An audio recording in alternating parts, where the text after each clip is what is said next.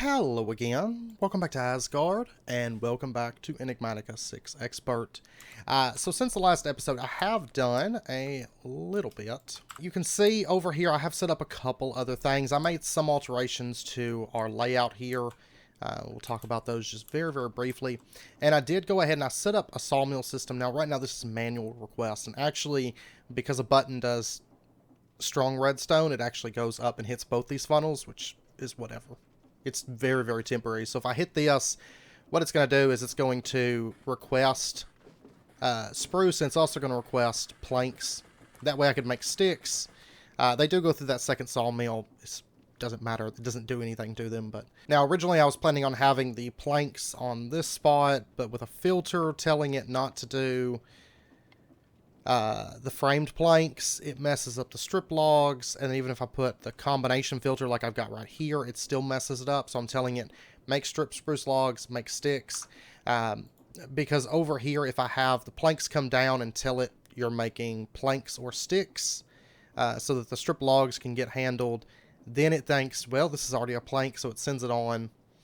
So I've just got it going through here right now. I may adjust it later, you know.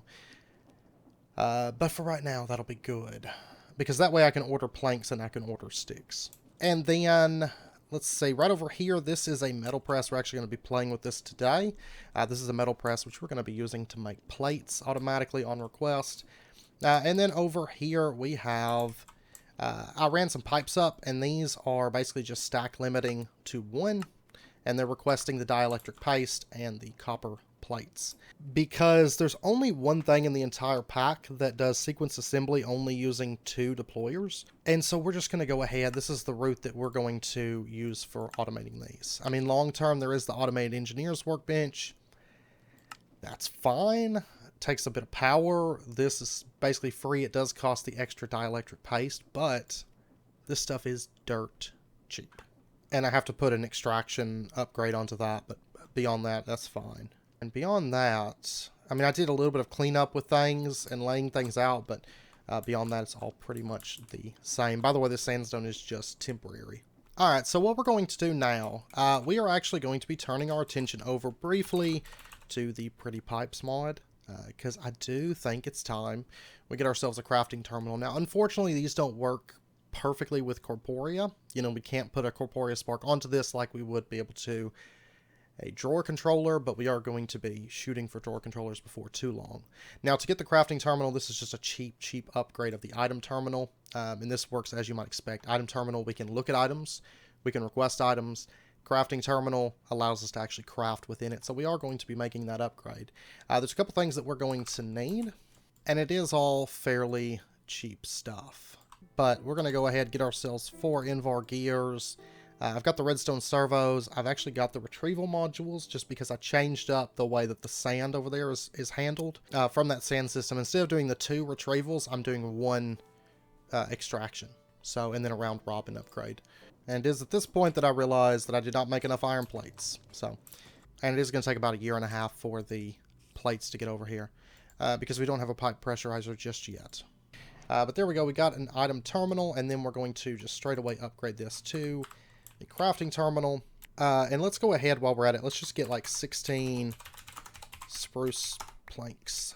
Okay, so let's go ahead and get ourselves some crafting modules. Now, for our purposes today, we're pretty much just going to be using the tier 1s. And we'll talk a little bit more about these higher tiers once we start covering the crafting modules. But let's go ahead and get ourselves a few crafting terminals. You know, we really need to turn in quests at some point. I have a literal ton of quest rewards. We might do that here in a moment, because I have a ton of them. I actually made a cave illuminator between episodes just so I could light up the underground and maybe cut down the amount of zombies. We had a lot of zombies piling up on the server. Then I realized that I actually get one from a quest, but that's okay. They're cheap. But let's go ahead and... Can I set this up here? I can. So now, if we set this up, we basically have a requesting terminal that's going to give us access to all of our items, and we have a few options over here, like order by amount, name, mod. We're going to leave it order by amount. We have descending and ascending. We have sync JEI, so if I do Say pretty pipes. You can see it pulls that up. And of course, that's just going to help us out as far as requesting things, because then I can come over here and I can say, I want some canvas. Send me a canvas. There we go. And then I can throw it back into here and it'll get sent back into the system. And it does work on, the same priorities and stuff. And then in addition, we can request something like, for example, I want to order corporeal sparks because I know I'm going to need them. So we're just going to do that and we're going to say request these items. And it's going to send a set of ingredients for us. So it's going to send us the 6 sparks, the ectoplasm, and the ghost.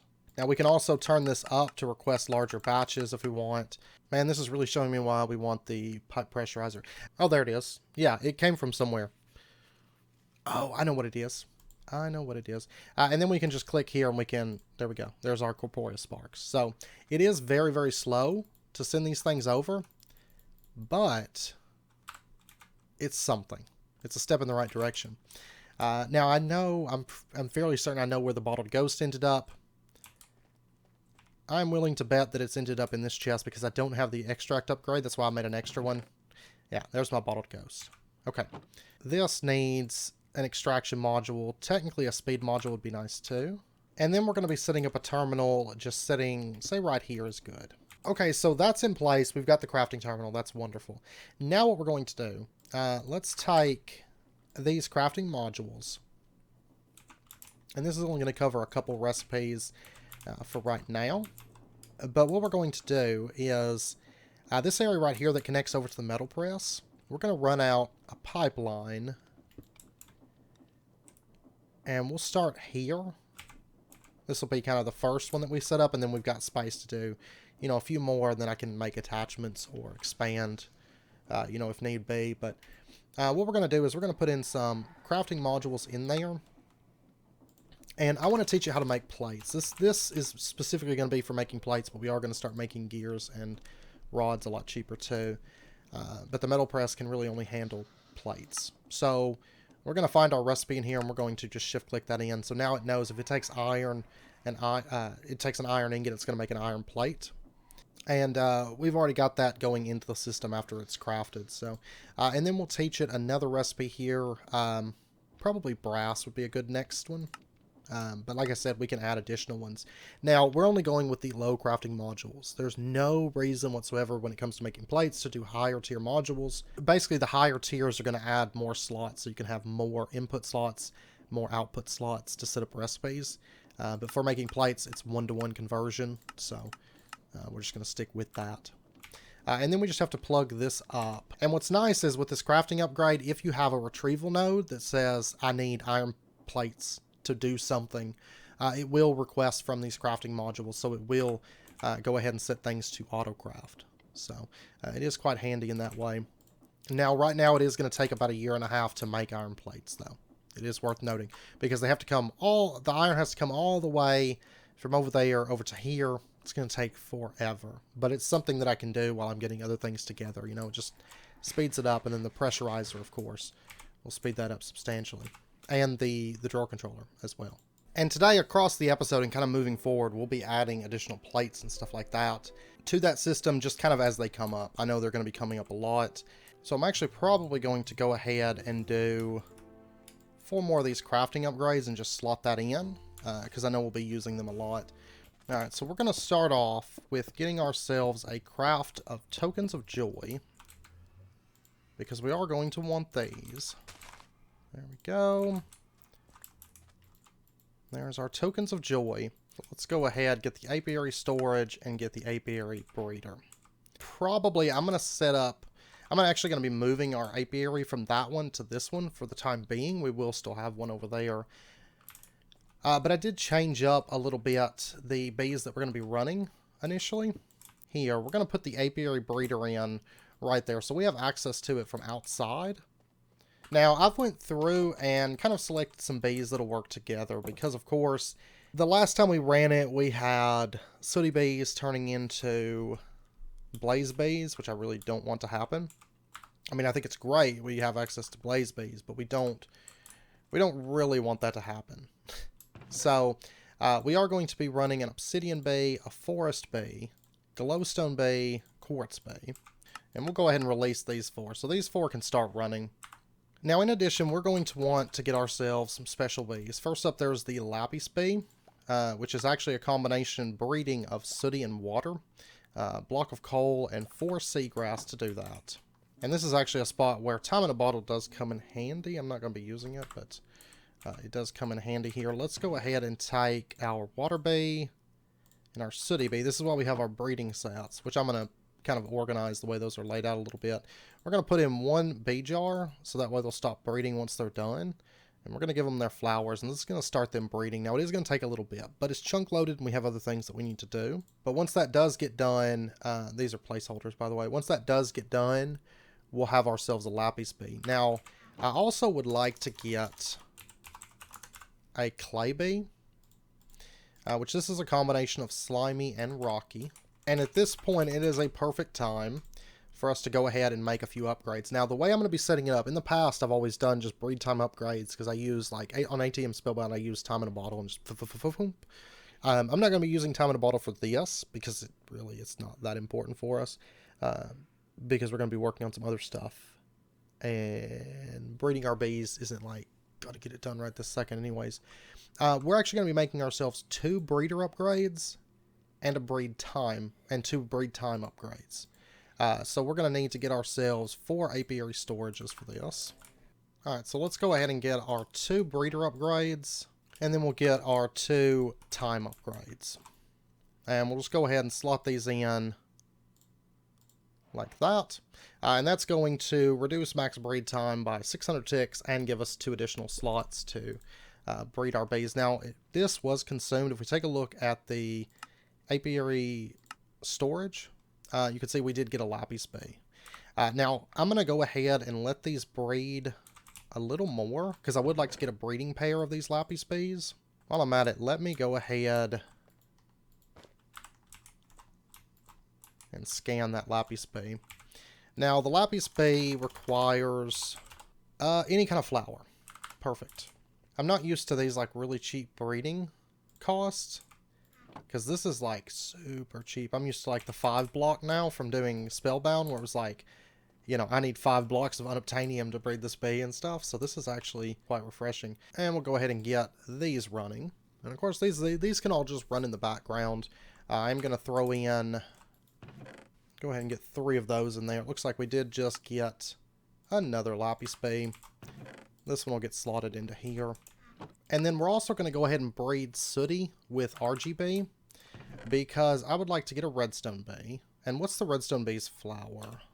Anything that pretty much classifies as a flower. Perfect. It's going to be the case for a lot of these. So let's go ahead, throw in our first clay bee into here. Let's go ahead and unlock those.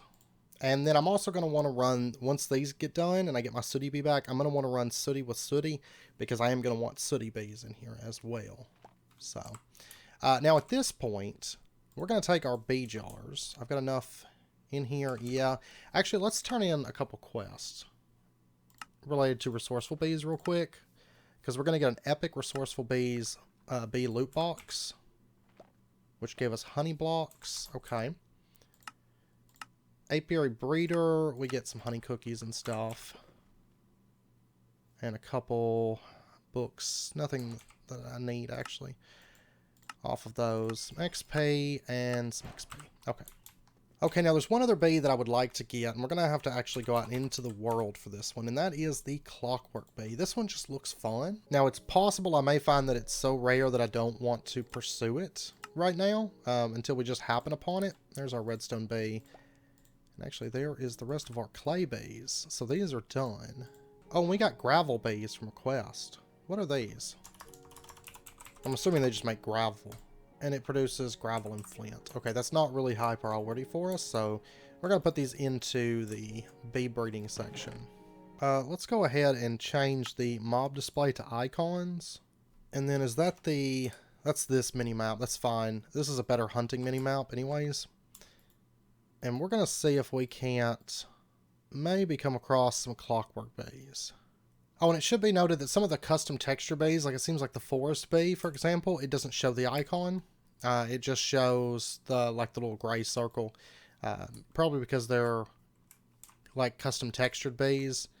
So we are probably going to be looking for just the gray circles flying around and not, for example, a bee face, because like this one shows up, the sandy, but I'm doubtful that the clockwork bee is going to show up. And actually, while I'm out, I'll just grab a sooty bee, because they're like a dime a dozen instead of breeding mine. But I'm not going to completely bank on us getting a clockwork bee, because I'm assuming that they're pretty rare. I know I've seen a couple people on the server find Oreo bees, for example, but I'm imagining clockwork bees are going to be like Oreo bees, like pretty rare to come across. Oh, it's so cute. So cute. There's other stuff that we can use. It's just, I haven't really taken the time to go out like hunting rare bees. Wait a second. Kitten bee. Come here. There we go. We got kitten bee. That's another rare one, actually. What does it produce in this pack? Usually it's for, like, it needs a bed. Catnip honeycombs for making cat spawn eggs. And catnip honey bottles. Which are actually a really good food. No, I don't think so, but I mean, it's a good solid food. Especially with gourmand. But yeah, see, that's why we look, because there's that chance we'll come across some of those really, really rare bees. I'd love to get like 2, well, actually, kitten bees. Oh, you actually cannot breed them. But you can use them to make the wasabi. The fact that you can't breed those is going to make them really somewhat rare, and then also something that you really don't want to lose. Right there is an apotheosis boss bee. Sliteramus the Dangerous. It looks like we're probably going to two-shot him, as long as he doesn't catch up with us. But I'll probably just switch to rapid damage. There we go. And we got Skelgaramos's Reinforced Ironclad Auric Boots of Tenacity. Mana boost 5, mana regen 5, fire protection 5. I just figured it was funny because we're out here looking for bees and there was an apotheosis boss bee. I actually found one of these little houses, these fishing houses. And there's actually a spawner that spawns zombies with fish heads on. So we're gonna take that spawner with us. We could actually just wear the fish the fish head. The fish head. But it's one of these little kind of like fishing areas. The mushroom area right over here. So we might check that out, and that'll actually be a good place to put down a waystone, maybe. So maybe we can get, oh, and we can get brown mushroom. Leave me alone. And I have been checking a lot of these skeleton bee. Oh, but we can get aura mushrooms. Not to mention I'll be able to get some mycelium from here. Which, I mean, there's easy ways to get mycelium. Yeah, I'm not really seeing much in the way of, like, really good bees here. It's, like, skeleton and sandy and stuff, so.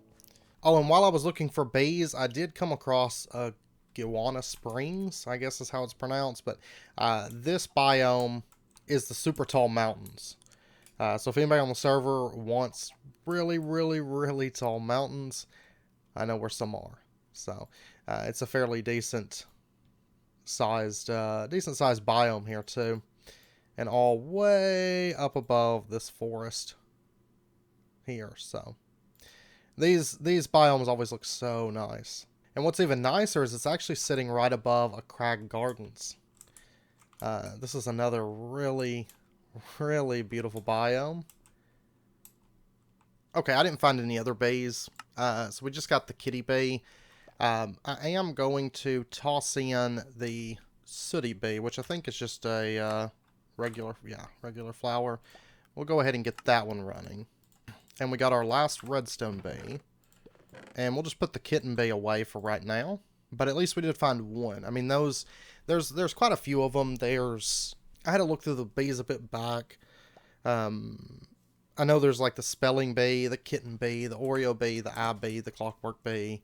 And I'm probably forgetting a couple. You know, there's a bunch of different of those like really rare bees that only come from basically getting really, really lucky.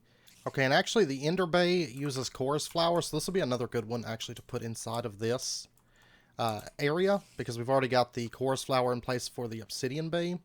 Now the ender bee is a little bit unique in that it can teleport. So what we're going to do is let's get, yeah, we'll just go with a purple, which I'll need to get another one from the end, but that's fine. Because the ender bee, if it doesn't have a beacon nearby or a nest, it is going to be able to teleport 4 blocks. Of course, the beacon can prevent that, but we can also just put a bee nest into our apiary, and that's going to keep our ender bee from being able to teleport. Now, did I get an extra ender bee? I did. Perfect. Let's go ahead. We're going to put it right there. We're going to make sure that the front of it is facing towards the wall. That's going to keep bees from accidentally going in there. Because they do have to be able to access the front of it. And then we can put our ender bee in there, and it should remain inside of here and not be able to escape the clutches of our apiary. Which also means we're going to be able to get ender pearls, dragon's breath, and dimensional shards coming in. So there's that. And we can run all those bees with just chorus, regular flowers, and warp nylium. So that should be good. That's going to give us a nice variety and a lot of really key resources that we'll be able to make use of. Clay especially. Clay is a big one. We definitely want clay. And I'm actually getting this stuff together right now to make 2 more centrifuges because I think that's going to be good for us. But I wanted to just quickly show you, if we put this on there, it should have made, it went fast, but it should have made another circuit backplane. And then it's going to be requesting, of course right now it's slow, it's going to be requesting a copper plate and dielectric paste from the system, and then it's going to make another one out of there. And it should make it automatically, and it's just going to take a little bit. And if we take a look inside the immersive engineering building, or chest, we do have another circuit backplane. The other one will come in here once it gets made. And I think there is some copper plates in the system, but I'm going to go ahead and teach it this recipe here, so it can make the copper plates as well. And right now we're awaiting 10 iron plates. They should have been made, we're just waiting for them to get back over here. Okay, so there's our machine frames. There is our 2 additional centrifuges. And then we're also going to go ahead and make ourselves a honey generator. This requires magic clay, a wooden honey tank. Alright, so let's go ahead. I made up a little bit more steel. Let's go ahead. There is our honey generator. And then we're also going to do this right here. And we're going to get some basic universal cables. This is probably the cheapest way for us to transfer power. There is also XNet, and we're probably going to do a little bit with XNet, you know, a little bit later, because I absolutely love XNet. But for right now, mechanism will be great. Okay, so let's go ahead and set up our centrifuge. We'll go ahead and set it up kind of a little bit more closer to a permanent spot. The centrifuge may change, but that way I can have my machines close by to the centrifuges where they're going to stay, and then I can move the centrifuges a bit later when it's more convenient to do so. So what we'll do is we'll go ahead and set up our centrifuges in right in here, and I think right there is a pipeline. So let's go ahead and grab this pipeline. We'll bring it over to right there, and then let's go ahead and just connect up our pipes. And we're going to be setting maybe some, I don't think anything can go in the centrifuge that, oh yeah, it can. Okay. Yeah, so we're going to be setting some filters to these. And then we'll go ahead and put our honey generator in right here. And we'll run a pipe up to that as well.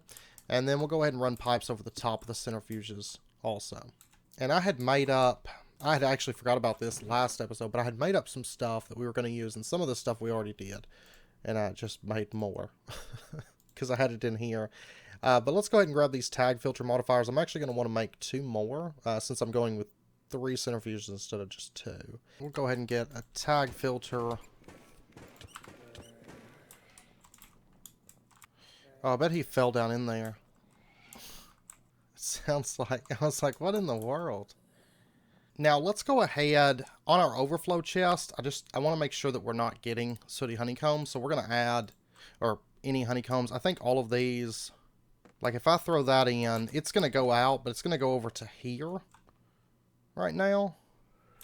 Yeah, now there's 38 in there. And on that note, let's go ahead and just grab like a stack of each of these, just to make sure that we've got them slotted in the chests. Or into the drawer, I mean. Now, if I throw this into here, that one's going to get pulled out because I think it's slotted in the drawers. I want to make sure the overstock isn't getting... I think it is. Now, let's just see, this is actually when it becomes kind of tricky because I don't want it to do glass. Because the problem with pretty pipes and trying to use tag filters is if for example, I put honeycombs in there and I did it as a tag filter and said no honeycombs at all. What happens is then it completely ignores the... Actually, I've already removed this, so I don't have to worry about that. That's perfect. Because I plugged it up to the Corporea network and actually removed the extraction that was under here. Because we were doing a lag check and it was running a little bit high, so I cut that out. Yeah, so we don't have to worry about it. But the problem with pretty pipes is if I have this filter saying don't allow sooty honeycombs and don't allow glass, and then as soon as I add in like a tag filter and I say no honeycombs, right, what happens is then it says, okay, well, I can allow glass because it's not counted as a honeycomb tag, which makes it a little bit problematic in that way because it's all or nothing. But now you can say enter honeycombs don't go anywhere. That's what we want to see. But yeah, I'm just gonna, the glass is the only other thing that I was like, don't go in there, but I don't have it going in there anymore, so. Okay, so let me go ahead and add this into the drawers, because I'm wanting to keep a lot of these stocked. But let's go ahead, let's throw in a speed module and high extraction. And that way, this can just start pulling out all the honeycombs. Now, right now, all of these are going to be going into the storage drawers just until they hit 8 stacks, and then they'll start centrifuging. So, okay, so now let me just get a honeycomb, which I've got all of these, so I'll have some honeycombs to run off of, and we'll go ahead and fill up the woody and obsidian. And what we're going to do is we're going to clip off this connection here. I want this to be a closed line unto itself, pretty much. And we're going to go ahead, and on the back of all of these, we're going to put in, I've got to get a couple more tag filters real quick. All right, so on each of these, we're going to put in low filter tag. And we're going to put in honeycombs as allowed, and we're going to say the resourceful honeycombs. And, oh, and I also want to put lower priority on all of these, which really low priority would be fine, but I was thinking I may end up setting up some auto crafting for the combs, so if so, then I want those on low priority, because they would be kind of a stocking thing, because, like, for example, the woody honeycombs, we can use these to craft pretty much every type of wood, sapling, or leaf in the game. That's kind of huge, right? So we may want that on low priority, have the drawers being stocked on normal priority, and have this running on lower priority. So that's just kind of a little bit of future proofing there. And then we'll go ahead and just connect this up, and I'm going to go ahead and throw in some honeycombs into this. Now, right now, these aren't going to be getting any power. We're going to have to kind of jumpstart this a little bit. But let's go ahead and run ourselves. I guess we're going to have to go across the front here. And we're going to come out and make this beautiful. I can't do it. I can't do it like that. Let's see. We come out. Yeah, we'll bring the power out this side and bring the items out that side, I think. So we'll do like that. Still not great, but it'll work for now. XNet would be a lot nicer, but we'll use the universal cable. A little bit cheaper to do that, and then we can move into XNet later. So this is going to start running. And it's going to start producing us, for example, the woody honeycomb makes our oak, our beeswax, and I think, well, actually I think beeswax is the secondary for this. And then if we take a look at the fluid outputs, you can see we're starting to get some illuminating honey. Now, one thing to note about this pack is most of the honeycombs produce their own types of honey. There's a whole wide variety of honey. Let's see. I mean, there's a couple ways we could do this. We could have it just pull out let me think, because I could either do it as the bottles, which is fine. I would have to automate bottles, which is really, really easy. We have like infinite glass, right? Or we could, and then have the bottles go up, the honey goes in, it cooks it, and then it comes out, and then it goes back in. Or we could do like a fluid system and have the different honeys from the... I really like that idea. I think we're going to go with that, because I think it's just going to be better long term to do it that way, which does put me in a little bit of a conundrum, because we are going to need... Wait a second. What does the mechanism fluid pipes take? They might be a better option in this case. They take steel. That is wonderful. But what does it take for the configurator before we do that? That is not bad either. Okay, so we're going to make mechanism pipes. So I'll go ahead and get that steel made up. And that's going to give us 16 steel to play with, which I think will be sufficient. And before I make that, there's not like a quest that's going to give me... There is a quest that gives me the configurator. I'm glad I checked. I'm steadily learning my lesson. And let me go ahead and get an item drain. And then let me go ahead and get a fluid trash can, or liquid trash can. And then let me go ahead and get a bunch more basic fluid tanks. And then let me go ahead and get some basic mechanical pipes. And we'll use these for handling the fluid, so we won't even use the honey bottles. Also means that this here we won't need. And instead what we'll do is we'll have fluid pipes ran out the bottom, mechanical pipes. And this is another point where XNet could really shine here. So it's like, I wish I had my XNet. But we're going to go ahead and run that up, connect it in. And then, let's see, let me pop back down here. Let me go ahead and tell these that they're extracting. So just shift, right click. Right click.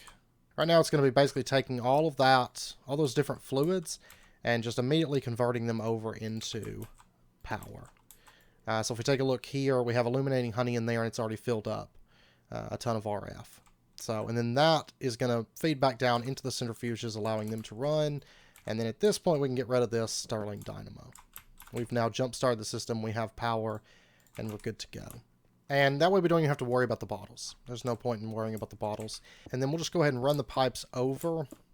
Let's put that in. So this one has obsidian honey. And it'll be able to accept obsidian honey. And so then if we need obsidian honey for something, we'll have it available. And then we'll add the other tanks as we get other types of honey in this. And I think this, we can filter it. Mechanism tends to prioritize, if I recall, tends to prioritize the stuff that's closest. And I wish we had a restrictive transporter for like fluids. And I'll just put these other tanks just over here for now, but I'm not going to plug them up. Same with the trash can, I'm not going to plug it up just yet. And I'll wait till we have our honey slotted, you know. Because there are some special honeys that we're going to want to keep for sure. And there are some that make for like super fuel sources too. So, but right now I just want to burn it all. Just burn every bit of it. Okay, so now at this point, what we're going to do is I'm going to make a few drawers up. Because, like I said, I'm going to have... Because I don't want it overflowing our main system. And I also don't want to be running like nothing but quartz. And I know how these bees work, because they will quickly load us up on everything that they can produce to just ridiculously high amounts. So I'm going to be making a few frame drawers. Let's bring our pretty pipes over. This is going to be a little bit messy at the moment. Let's bring them over like this, and then let's go up above. And the reason we're doing it this way is so that I can run pipes along the backside.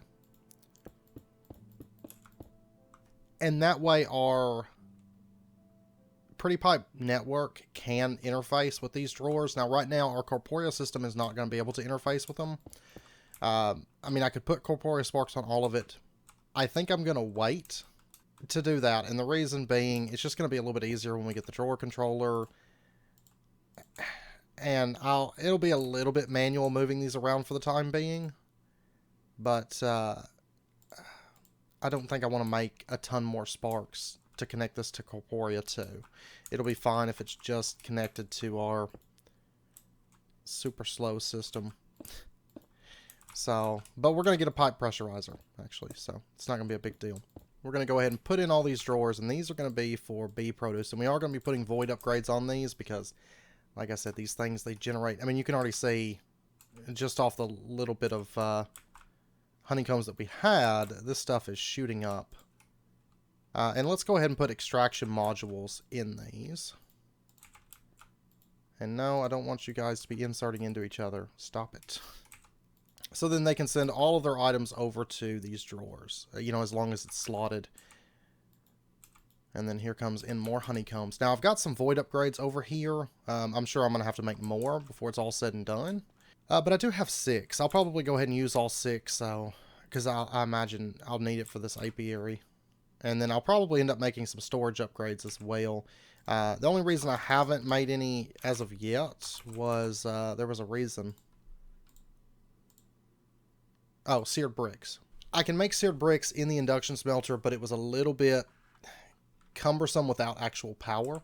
But now we'll have actual power, so that won't be a problem for us. And we'll probably just automate seared bricks because it'll be beneficial to us to do so. And we'll go ahead and get some glowstone ones running because that's filled up now too. Do these make a special... They make glowstone honey. Say there's going to be so many different types of honey. And I know all the different types of metal have their own honey and stuff. So you're really doing a lot of fluid management.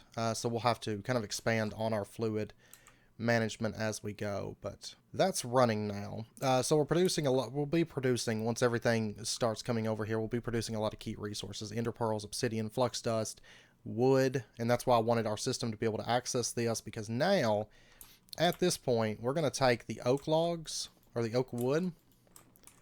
And we're going to go ahead and slot this right over here. And I actually need to grab one more because we're going to be sending oak planks as well. And now long term, once we get a drawer controller, what we'll do is we'll put a retrieval node onto a slave. And then it can just retrieve everything from here and stock it over there. But right now, I don't want to make retrieval nodes for every drawer and all that. You know, so I'm kind of... just doing what we can at the moment, and then once we get our drawer controller, we'll be able to upgrade on a large scale. And all this glowstone coming in is going to be nice, because it means I don't have to farm glowstone anymore. And clay, that's going to be nice too. But now we just kind of have to, as the drawers start getting filled with combs, then we can start slotting more, you know, more combs and stuff. They'll start coming over here. So I'll kind of have to keep an eye on it for a little bit while it basically runs through everything. But then we'll be able to get everything kind of slotted in over here.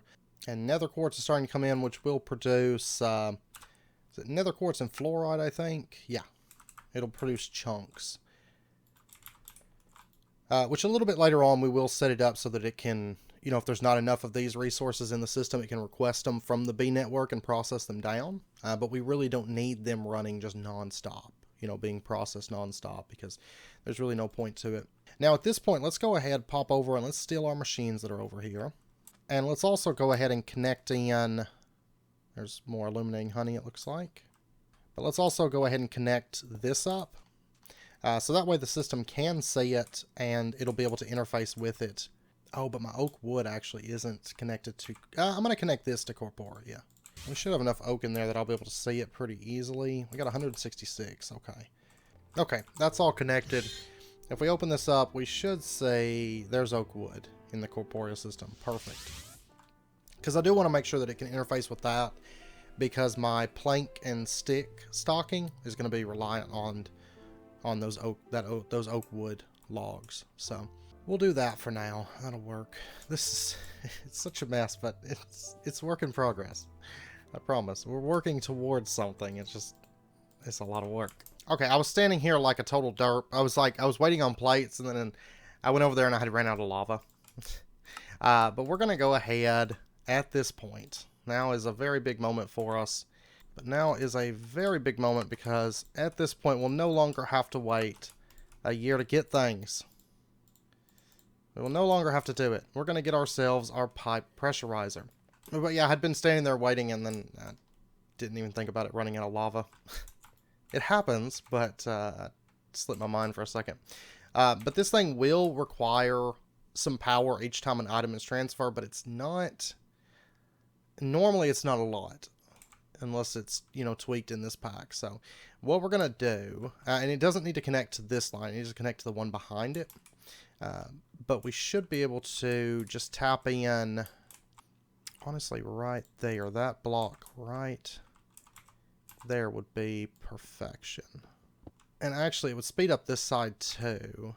But I think I can clip that off. I really don't care if this side's sped up right now.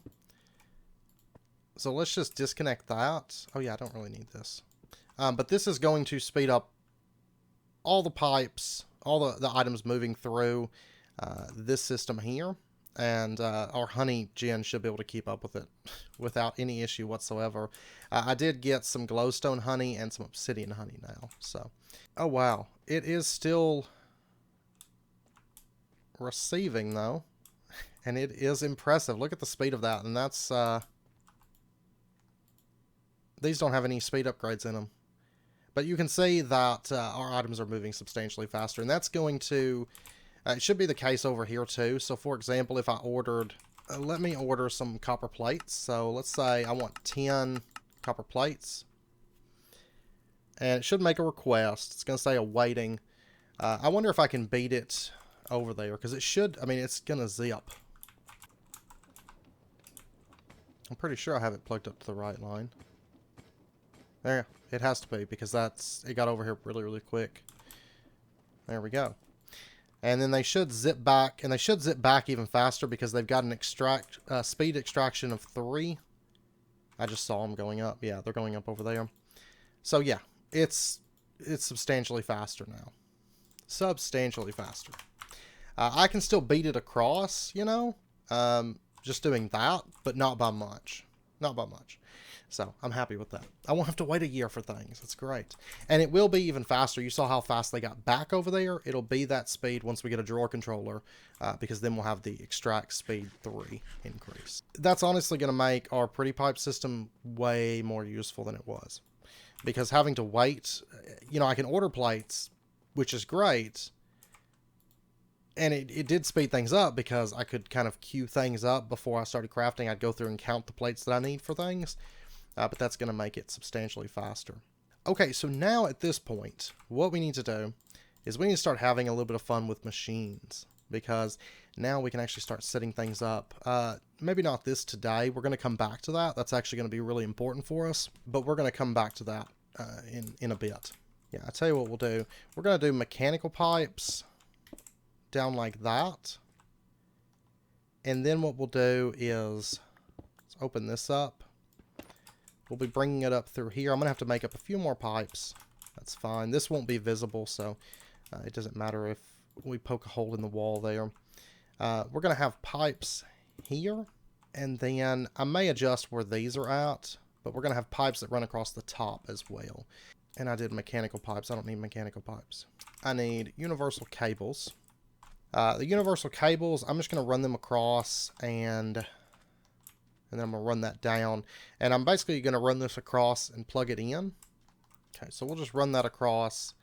Now we have power. And then we can basically just continue this line out.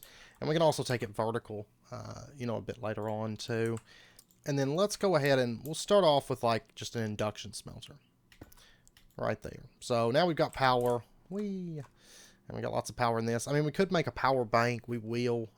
But I'd rather wait for power banks instead of doing a thermal one, I think. I think that's what I want to go with for our first power bank. I love the power mod. I did notice that the power cables from power were disabled within this pack, but that's fine.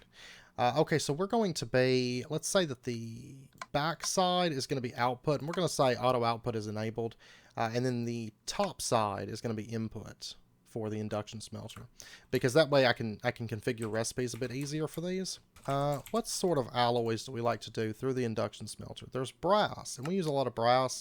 Normally we have to make it through the mixer, it's got to be heated, but we can also do it through the induction smelter, which would be a lot more convenient. So let's do that. It's going to be copper and it's going to be zinc, and it's going to take 2 inputs. So what we're going to do is, I don't have any crafters automated. I am going to be setting this up to stay stocked, just like we have down there, you know. I will be setting up that for the oak Zoom, zoom, zoom. I love it. And those items are going to zip off extremely fast. You can tell I was tired of making frame blocks and having to chop wood. Oh, and you can see this system right here is primed, ready to go to make another sheet. I'm going to have to set that up with like a recipe so that we can just request it. But I will, now that our stuff is moving fast, I will definitely do that. Because before it was like, well, I could just run it over and it would be faster. But I've got to figure out, I don't know where my planks are going. My oak planks. Oh, they're not going anywhere because I never set up the rest. I never changed the filter over here to make oak planks instead of making spruce planks. So it's confused. So we're going to be making oak strip logs, not spruce strip logs. Now we should start getting planks into the system. Which is fine. I need planks and not sticks, so. And that double order thing, it won't happen once we actually set up the redstone for it, like the proper redstone. I won't be automating all of this on camera. You guys will have the general idea, kind of like the corporea stuff. You know, I've been setting up some of that off camera. Because nothing's more boring than just watching the same automation over and over again. So we're going to put in medium crafting module into the top, you know, and that's going to give us 4 slots and 2 output slots. And then we can tell it that it can make brass just like that. So now we can actually request brass through the induction smelter. And since we have the auto eject put in, it's going to eject it and just send it to wherever it can. So you can see like brass, I do have 21 in the system, but I do have this tab, this button right here that I can hit. Oh, I've got a brass funnel in the system. I didn't realize it. Let me request 21. So it should send 10. There we go. It says it's awaiting 10.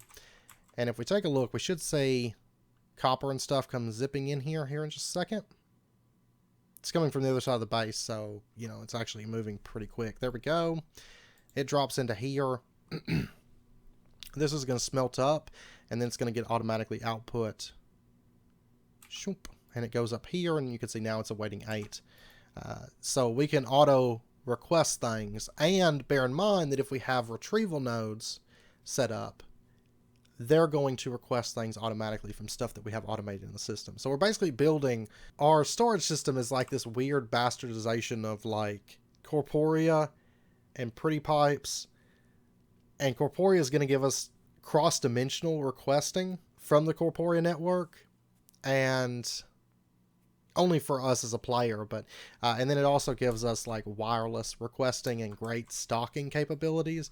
And Pretty Pipes gives us the requesting aspect. So we basically are building this sort of like weird refined storage system, pre-refined storage that really takes no power to upkeep. It's just, we kind of have to work up to it. And we really need drawer controllers, you know. All right, now at this point, I'm going to take just a minute. And bear in mind that with this, I can only set up 3 recipes per pipe. But I'm just going to be doing a machine per 3 recipes because they're not hard to build, and we might as well scale out. It's going to actually increase our speed in the long term because we have multiple machines handling just a few specialized recipes instead of one machine handling 9 or 18 or something like that, you know. So we're going to have more machines, but they're going to be more efficient in that sense. Okay, now I was just looking. The honey congealer is actually super cheap. We're going to have to get packed ice, but that's something that we're going to move to fairly soon, is quite a few of these. This one, we're going to say seared bricks. There you go. And then this one, we're going to say Invar. There you go. So now we can make Invar, we can make seared bricks, and we can make brass through this induction smelter. And then, you know, I'll add another induction smelter and another one. That way we can handle all of our alloys. And we will never have to make these manually ever again. Never have to worry about power. We're going to be set on all of that, I think. But okay, at this point, what I need to do is I need to basically just start automating a lot of things. I'm going to add the planks and sticks into basically this exact same setup. I may change the amounts for the analog lever, but I'm going to be adding, basically keeping planks and keeping sticks stocked in our system, probably about 4 stacks of each. That way, I can finally run lots of frame stairs to do all the borders without a whole lot of headache. That's the main reason I've been slow about that, is because I've been having to chop sticks. I mean, there is the environmental saw and some other options, but I've been waiting for this setup. But now we'll be able to have that fully automated so I can start expanding out the borders. So I'll be setting that up, and then I'm going to probably be automating more plates and more alloys, setting up another induction smelter, some stuff like that, and starting to get some things automated. And then come next episode, I mean, right now I would love to get the multi-servo, but it's going to require that I have a bunch more steel than what I have access to at the moment, because this is literally all the steel that I can make. And I can make cold coke through thermal, but I need to actually make blast bricks and stuff. So I'm not going to be going that route right this second. So next episode, when we come back, this is the power and the tech, right?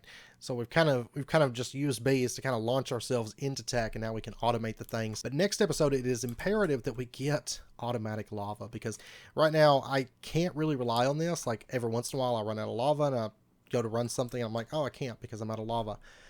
So we're going to be working on the automatic lava system. We're going to be setting that up next episode, and that's going to kind of bring all of our systems together, and we're actually going to be set up, I think, for success, because we basically have a refined storage network that's coming together that takes like no power. And it's very, very early game, and we can expand. Yeah, I mean, we've got power coming in. It's not a ton, but it's enough to live comfortably. We have bees, and we'll keep expanding on those, and that's going to give us a lot of resources coming in. What we're going to be doing next episode is going to give us a lot of other types of resources, as well as our automatic lava, which is going to keep our create system moving and able to run. Our create system set up to, we're going to keep expanding on that, but it's going to be in a good spot, and we have basically what's going to be a really nice storage system, especially once we get drawer controllers. But it's the pipe pressurizer really pushed it forward, and then we're going to be pushing blood magic here in a few episodes, which is going to push our corporeal side of things forward. It's going to be really, really nice once it all comes together. I think we're laying a lot of groundwork, and we've been lining up dominoes since the very beginning of this series to really put us in a really, really good spot here in a couple episodes. After next episode and after blood magic, it's going to put us in a really, really good spot. So, okay, and a couple things I wanted to mention. First up, post-editing, I realized I didn't talk about it. When it comes to requesting things like this through the machines, do be mindful when you're first setting this up. Do be mindful that you don't need to request like a ton of things from a single machine. For example, the induction smelter, because it has limited capacity and it takes a few inputs, and too many inputs will mess things up. So for example, if I was in this one to order, say, brass, and I ordered Invar at the same time or something, it can cause some issues. We're actually going to be controlling that, and it's not going to be a concern for us in the long term. But in the short term, we do have to be mindful of that, and not to over request from these machines right now. Just let them have some breathing room so they have time to operate. Also, something I didn't realize, the Ender honeycomb, it does require, 100% require that you have glass bottles, because it produces the dragon's breath, and it doesn't produce any honey. It does require that there is bottles in there. So what I've done is, this is kind of temporary. We're going to be auto feeding bottles into it once we set that up. But right now I've just got a hopper with a bunch of bottles. The chance isn't that high. This is going to let it run through the night without issues. And then I've got a pipe, which I'm just about to connect up here, because I was setting up the filters for it. Basically a low filter doing Ender honeycomb. And this is an example of when our low priority will come in handy, because low priority here means it's below the drawers, but it's higher than all the other centrifuges. So it's going to send all the Ender honeycombs here. No other honeycombs are going to come here. So we're going to be producing dragon's breath, but no other honey bottles, cluttering up the system. So, but just be mindful of that. That's the only one that we're running right now that's kind of special case that does require a bottle, but it does 100% require a bottle. So you can see we've got a couple dragon's breath here at the moment, but it's going to give us an easy source of dragon's breath, and we're getting ender pearls and stuff in too. So anyways, I just wanted to give you guys a quick update on those two things. Anyways, I hope you guys enjoyed the episode. If you did, as always, be sure and hit that like button and go ahead and subscribe if you're not already, to stay updated with when new videos come out, and I hope to see you guys next time. So until then, as always, do take care, stay safe, and I'll see you guys then.